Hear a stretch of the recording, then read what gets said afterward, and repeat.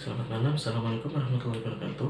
Nah, pada kali ini kita akan mencoba untuk membahas mengenai bidang iris lagi ya. Nah, ini kita akan coba bahas mengenai soal UAS yang baru saja kemarin diadakan, UAS UNESA mengenai geometri. Nah, jadi misalkan di sini diketahui ada prisma, yaitu prisma segi berapa? 1, 2, 3, 4, 5. Nah, jadi ada prisma segi 5. Nah, dengan namanya seperti ini ya. Nanti kalau misalkan memberi nama harus urut ya, nggak boleh melompat-melompat kalau misalkan memberi nama. Nah, misalkan diketahui 3 titik, yaitu titik A, B, dan titik C. Nah, dari sini kita coba membuat bidang iris prisma tersebut yang melalui titik A, B, dan C. Nah, caranya di sini yang paling mudah adalah kita bisa menggunakan salah satu cara, yaitu menggunakan sumbu afinitas. Nah, kalau sumbu afinitas, yang perlu kita ketahui kalau sumbu afinitas merupakan garis yang terbentuk karena adanya perpotongan antara bidang iris dengan bidang alas prisma tersebut atau bangun ruang tersebut. Nah, jadi di sini coba kita hubungkan. Jadi di sini ada titik B sama titik A. Nah, ini kita hubungkan dulu. Nah, jadi misalkan yang sebidang, jadi kita pilih titik yang sebidang. Nah, jadi titik yang sebidang di sini kan ada titik B sama A. Nah, ini kita perpanjang dulu ya. Jadi kita buat garis yang melewati titik A sama titik B.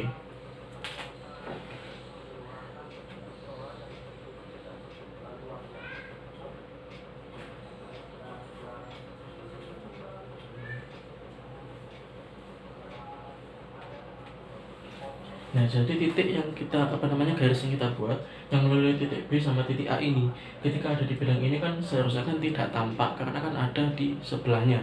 Jadi ini garisnya kita buat putus-putus. Kemudian setelah keluar melalui titik A ini kita buat garis yang tebal kayak gini ya.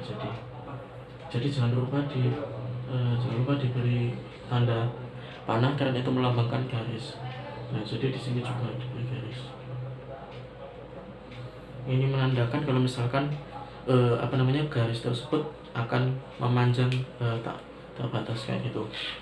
Nah, setelah itu kita hubungkan titik T sama titik P. Nah, karena kenapa? Karena kita ingin menggunakan sebuah afinitas, berarti kan bidang irisnya ini kan salah satu komponen bidang iris yang melalui titik atas sama titik B tadi itu kita potongkan sama garis yang melalui T sama P. Itu kan sebidang, titik T sama P sama A sama B itu kan sama-sama sebidang, jadi nanti pasti akan berpotong. Nah, jadi di sini kita perpanjang aja garisnya.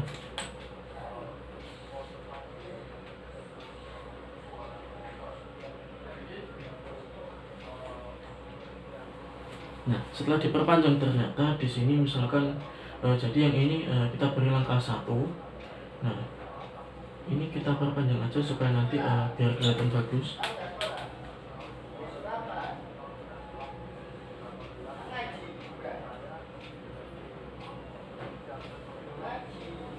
Nah, jadi di sini antara langkah pertama kemudian yang kita buat di sini adalah langkah kedua. Nah, ini kita tulis langkah kedua. Nah, misalkan ini ada titik potong, kita namai titik potongnya misalkan titik potong M kayak itu. Nah, jadi di sini diberi nama. Kemudian, nah kita cari, coba kita panjangkan ini ya, B sama C. B sama C kan beda bidang, dari titik yang diketahui kan beda bidang B sama C. Nah, jadi itu kita hubungkan terlebih dahulu ya, coba.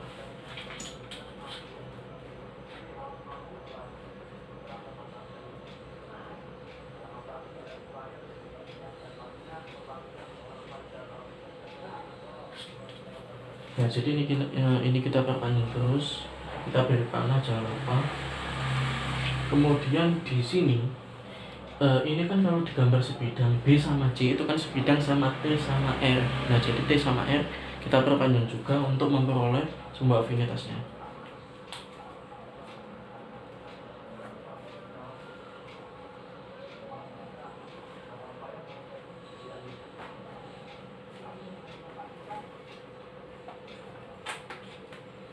Nah, di sini juga ada perpotongan. Nah, ini kita beri langkah 3, yang atas ini kita beri langkah 4. Nah, jadi kayak gini ya. Nah, ini ada titik. Ini kita beri nama misalkan titik N. Nah, sudah diketahui 2 titik, titik N sama titik N. Nah, ini bisa kita buat namanya sumbu afinitas. Jadi kita hubungkan menjadi garis MN.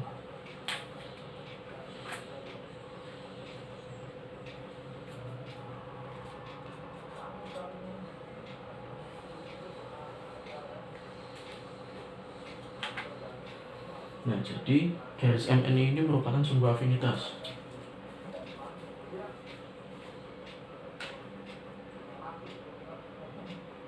Nah, jadi MN ini merupakan sebuah afinitas. Nah, setelah itu kita kan kalau misalkan ini prisma segi 5, berarti kita harus menemukan tiap-tiap titik yang ada di rusuk tegaknya prisma ini. Nah, kalau ini prismanya rusuk tegaknya ada 1, 2, 3, 4, 5, berarti kita harus menemukan 5 titik. Nah, jadi tiap-tiap rusuk ini harus mempunyai 1 titik untuk dapat membuat bidang irisnya. Nah, kita kan sudah punya sebuah afinitas, jadi kita perpanjang garis QR, terserah aslinya. Jadi kita perpanjang garis QR ini. Nah, kita perpanjang supaya memotong sumbu afinitas. Nah, langkahnya kenapa? Kalau kalau QR ini diperpanjang, otomatis memotong sumbu afinitas. Kalau memotong sumbu afinitas berarti ini nanti bisa kita arahkan ke atas memotong C. Kalau memotong C berarti nanti ada titik potong baru yang ada di bidang UVPQ. Nah, jadi di bidang depan ini nanti ada titik potong di sini. Nah, jadi kita perpanjang QR, kita buat garis.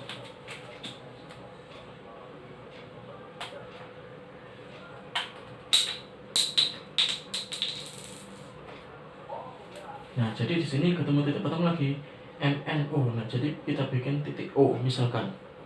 Nah, titik O ini kita tarik garis dengan C. Nah, kalau kita tarik garis dengan C, yang sebidang dengan titik C itu kan merupakan ada bidang VWQR. Jadi titik C itu ada pada bidang VWQR. Dan otomatis kalau misalkan O sama C dihubungkan, berarti nanti ketemu titik baru yang ada di garis VQ, kayak gitu.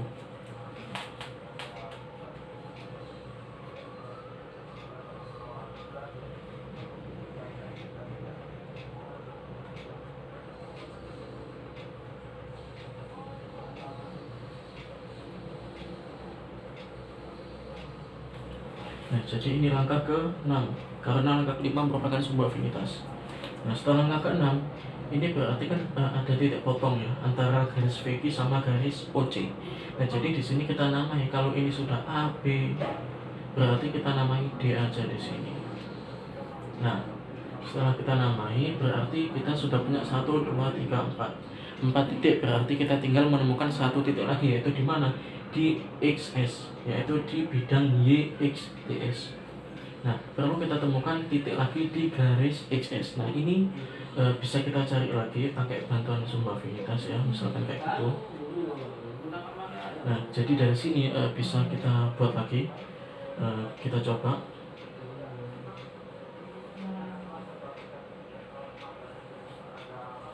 Nah, setelah ketemu kayak gini, ini kan sudah ketemu sumbu afinitasnya. Nah, SR ini kan belum kita perpanjang. Nah, kalau SR ini kita perpanjang, otomatis kita memotong sumbu afinitas. Jadi di sini kita menggunakan bantuan sumbu afinitas.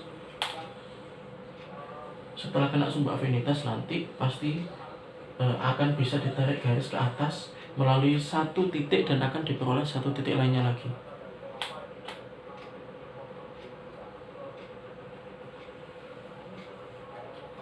Nah, di sini kan ada titik baru. Nah, ini titik misalkan biar mudah kita ganti nama titik. Misalkan titik titik F misalkan ya.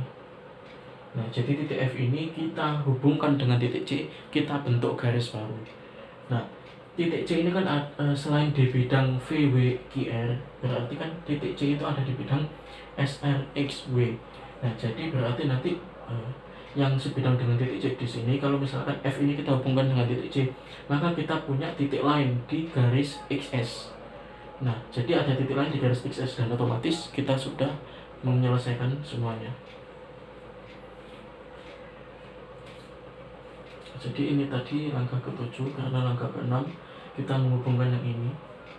Nah, jadi yang atas langkah ke-7. Nah, ini kita hubungkan. Nah, setelah langkah ke-7 berarti yang membuat titik F tadi itu langkah ke-8. Nah, setelah itu kita hubungkan dengan titik C. Nah, jangan lupa garisnya putus-putus karena ini menembus suatu bidang. Tapi pas keluar dari titik C ini, kita buat garisnya penuh karena sudah kelihatan di luar bidangnya. Jadi di sini kita sudah temukan titik potongnya, yaitu di sini misalkan ada A, B, C, D, E. Nah, misalkan kita buat titik E di sini. Nah, jadi sudah ketemu 5 titik, titik A, B, C, D, E. Nah, itu bisa kita hubungkan semuanya ya. Jadi kita bentuk bidang irisnya.